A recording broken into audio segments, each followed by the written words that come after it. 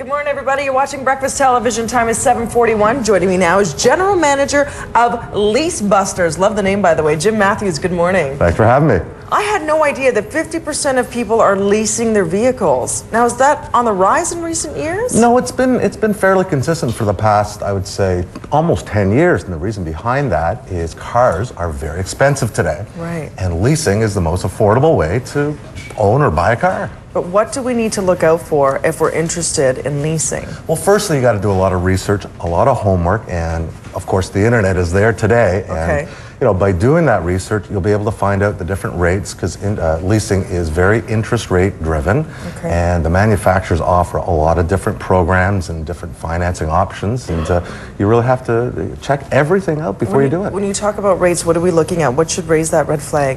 Well, it's not really a red flag, but you want to be able to see what type of rates the manufacturers are offering in terms of they could be offering anywhere from 0% to 1%, and that lowers the price of your lease payment. And if you couple that with the type of vehicle you like, you're going to make a nice deal for yourself. It's interesting. We were all talking here in a huddle just before you sat down about what everyone's experiences are, and some people say you have to be careful with the small print.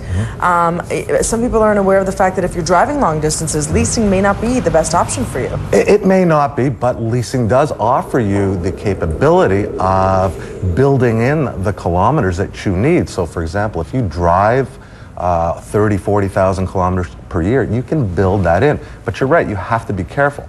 Having said that, there's really no such thing today as small print. If you ever look at a manufacturer's lease contract today, the contract's the size of this table. It's there's no small print on them, and everything's fully disclosed. So leasing is very mainstream, and if you've done it before, it's quite easy now. What are some tips and tricks, though?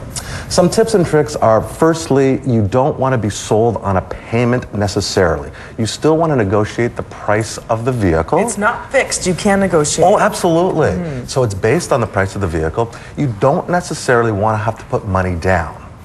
Money down on a lease is okay if the interest rates are higher, because you're not going to get the type of savings if you put your money in the bank. So you don't necessarily have to put money down. That makes sense. And clearly you have to have some type of history in terms of how many kilometers you drive per year. That was a good point.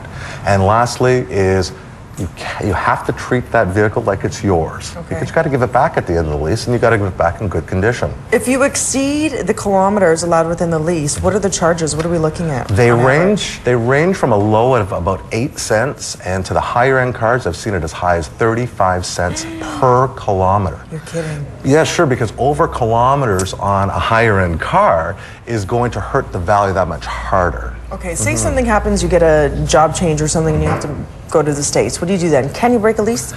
Well, you can break a lease in several different ways. One is simply you can buy it out. They're fully disclosed, so the manufacturer's leasing company will provide you with a payout. Often that is a little bit punitive because the vehicle depreciates a little bit quicker than the lease buys down the cost of the vehicle. So what we typically recommend is find someone to take over the balance of the lease. So you're really not selling the car. Depreciation is not a factor.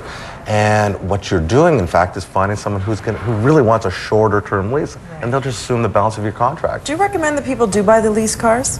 No, at the end of the lease, if you want to buy a car from the beginning. How come? Because at the end of the day, what you're doing is when you're leasing, let's say you lease a car for 4 years, at the end of the lease, there's always what is referred to as a buyback or a residual. At the end of this lease, now you're responsible for this residual. Now you have to pay tax on that residual. So in Ontario, it's 13% tax. And you have to certify the vehicle. And now you have to arrange financing again. Because not too many people have, if a residual is, say, $15,000 plus taxes, now it's $17,500. So it would end up costing you much more in the end of a lease to buy the car rather than have purchased it in the beginning. Exactly, and take a longer term finance agreement, and then by the time the finance agreement is over, you own the car. Yeah, great tips. Thank you so much for clarifying, Jim. For more information, go to Leasebusters. Who are you going to call? .com. It's leasebusters.com. Over to Kevin now in the newsroom. Thanks. Oh, thank you so much.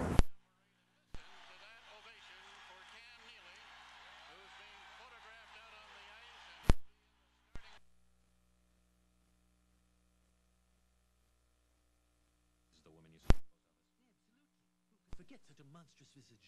She has the sloping brow and cranial bump into the career criminal.